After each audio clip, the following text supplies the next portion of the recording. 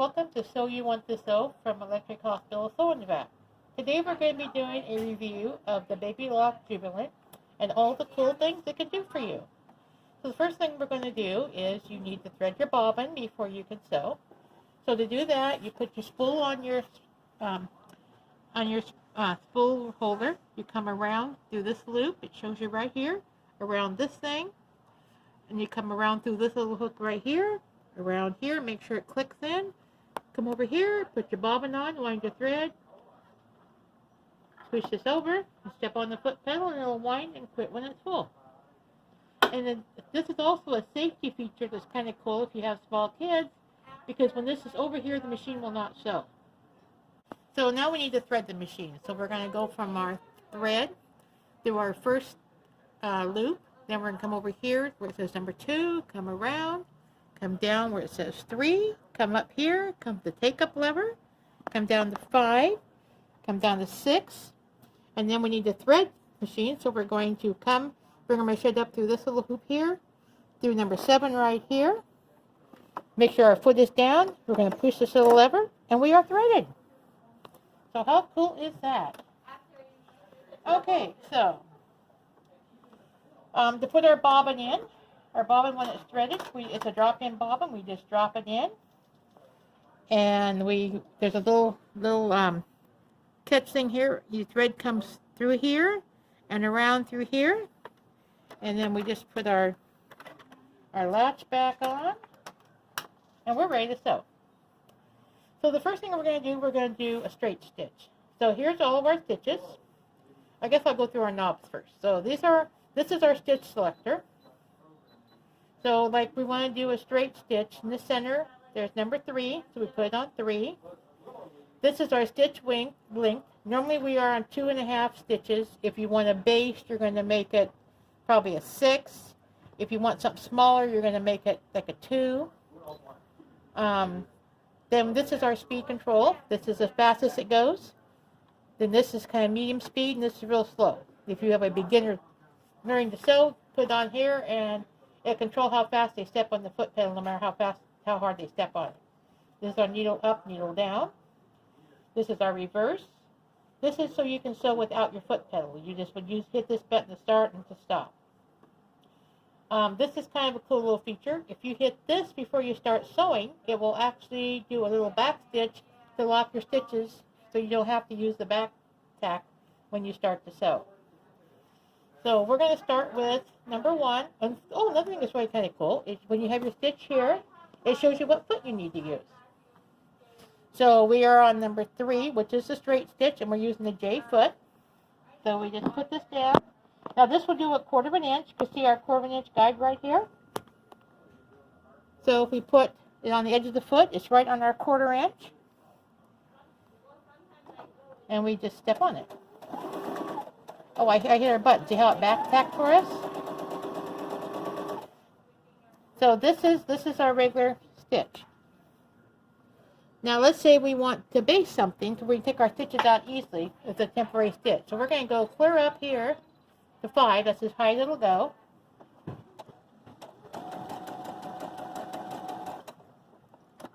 When you stop, make sure your take-up lever is up. And so see how our stitch lengthened out, so they're really easy to take out. So let's say we want to do a zigzag.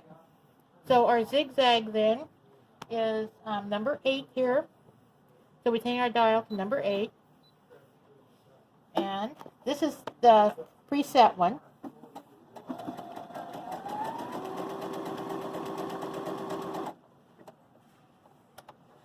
Which looks like that. So now we want to make it bigger. So we're going to go a little wider and make it a little taller.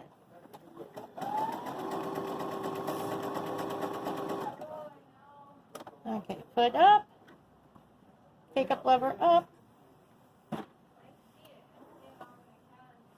and just by adjusting those that width and length, we can make our zigzag any size we want. The only thing I don't like about this machine when I was using it is the stitch control here. You got to be really careful that when you're you're sewing, but if you have a bunch of fabric, if you touch this lever accidentally, it's going to change your thing. Because it's really, really touchy. So you got to kind of be aware of that. So, all right, take the foot on off. It has a little lever back here. We just push it, and the foot falls off. So, we're going to do, we're going to show you kind of how you can make this little eyeglass thing, just by practicing. So I have went ahead. So we're going to do an overlap. So to do that, that is number 28, which is right there. And it says that we need to use the J foot, which is right here. So to put our foot on, we put it underneath the presser foot and bring it down on top of the thing, and it clicks on and you're ready to go. Okay, so I've done 3 sides of this already because I didn't want to make you sit here and watch me sew. So we're going to just put our foot down, and we're going to run it right along this inside edge of this here, of the foot.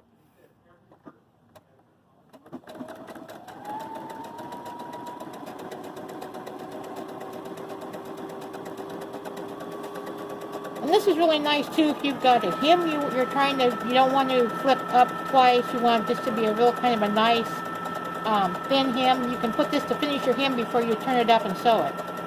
So it's a really good way to finish into the edges of your fabric. Okay. Take up lever up.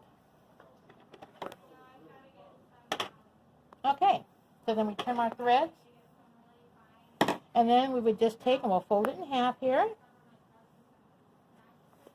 And you can buy a pot holder and do this with it, but it's already sewn to make these. It's really easy. So we're going back to number 3.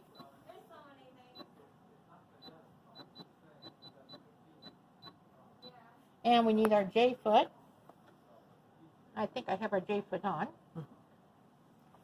So we're going to do it, and I'm going to put the foot, put it right there again against the inside of this metal foot, and that way it will sew on this seam line so we won't see any other sewing. Oops, there we go. There we go, the back tack for me. Kind of check our, and I'm using the needle down so that when I do stop and make sure everything is where it's supposed to be here, that the machine doesn't move on me because the needle is holding it in place. So we come to here, and we're done. Oh, got a little error here. Every once in a while I do things wrong. There we go. Okay. And, oh, I forgot to sew the end. Sorry about that, guys. Put this back here.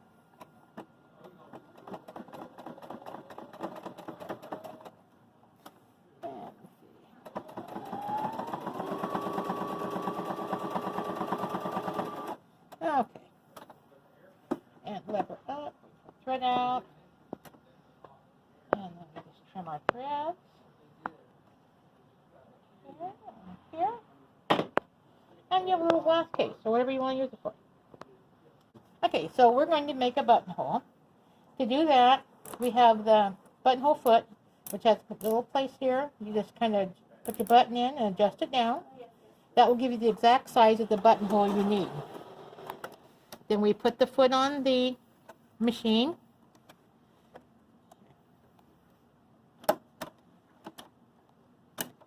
And it locks on.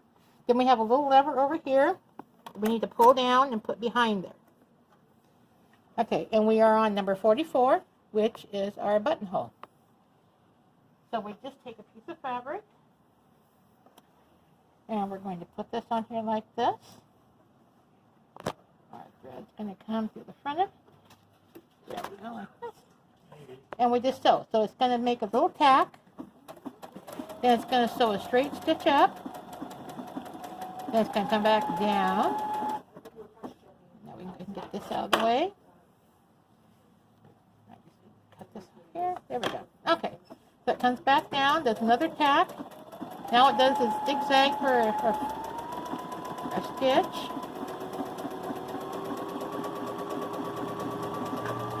Goes up to the side, comes down, goes up,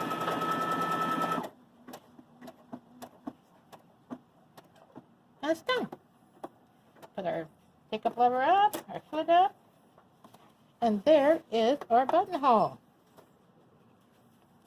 So remember, when you're cutting your buttonholes out, don't stake your seam ripper and go and cut like this. You want to cut from this edge to the center, turn it around, cut from this edge to the center. That way you don't take a chance on cutting through your ends. Okay, so now we're going to be made our buttonhole. We need to sew our buttons on. And so that's kind of cool with this machine. We have a little foot here that will sew our button on. So the first thing we do, our feed dogs are in the back here. We need to put our feed dogs down. It's right here. Then we need to put our button foot on. Okay. Then we have a button here we're going to sew. So we're going to take our fabric. We're going to put it underneath our foot where you'd have it marked where you want to sew your button. You're going to put your button on right like that. Now you have two options here. You can sew it just like this, or you got this little thing here, this little needle you can pull out. And what that will do when you're sewing your button, it will leave you a little space so your button's not tight against your fabric. So we do a couple, we do like one stitch like this to make sure our width is good. And then we just step on our foot. Oops. I'm on 44. Oh, I'm on 44. My buttonhole is number 7. Did I get ahead of myself? I'm really sorry. Okay, there we are, number 7. Okay. Oh, put the foot down. See, it looked like it was down. Okay. And we sew our foot till we think our button's good. We stop. Put our lever up. Our foot up. If this is, now since this is a double button, you would actually do it twice. But there's our button. And I mean, I made advent calendars where I had to sew 25 buttons on. It took me 5 minutes, they were done. Okay, so now we're done with our buttonhole. We need to make sure our feed dogs are set so they come back up again. So we come back here and we push them back over. Now they're not going to just come up. So what you've got to do is you've got to turn your hand wheel towards you one time, and that will bring the feet up. So don't get panicky that you haven't got them up yet. Okay. So we're going to put our J foot back on. Get our needles up out of the way. Put our lever down. Okay, so another thing that's kind of cool. Look at all these decorative stitches it's got here. So let's say we want to do the leaves. So we're going to dial to number 60. Hope I have the right foot on. If not, we will change it. Oh, it wants the end foot. Okay. So we'll take this foot off. That's what's kind of cool about this machine. It tells you what foot you need. So it makes it really easy to use. Okay. Get our thread out of the way. Put this here. Okay, so we have our end foot on, which it says to do, and we are on number 60, which is our decorative stitch. So we're going to sew here. Now this will just keep sewing until you have it stop, and I'll show you how to stop it. Kind of a cool thing. You don't have to worry about back stitching or anything.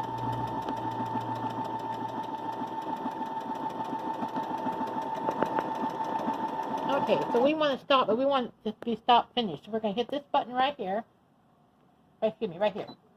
This is our button that, see, then it automatically does a tack off, and we're done. It's tied. No back stitching. Look at that cool decorative stitch. You can embellish all kinds of things with that. It does have free motion, where you would just take your foot, you'd move your foot again, put your feed dogs down, and then you could just use the free motion. The only problem with this machine also is got a small throat. So you'd almost have to do a quilt as you go. You could not quilt a big quilt on it. You could do a table runner, or a quilt as you go, because that's about the biggest you can do with the throat. So that's kind of the only two things I don't like about the machine, is the throat and the dial for the stitches. It's really nice to change them, but I just think you could accidentally have a problem. So If you have any questions, just give us a call. If there's something else you need to learn about the machine, please let us know, and we'll try to address it for you. Thanks. Have a good day.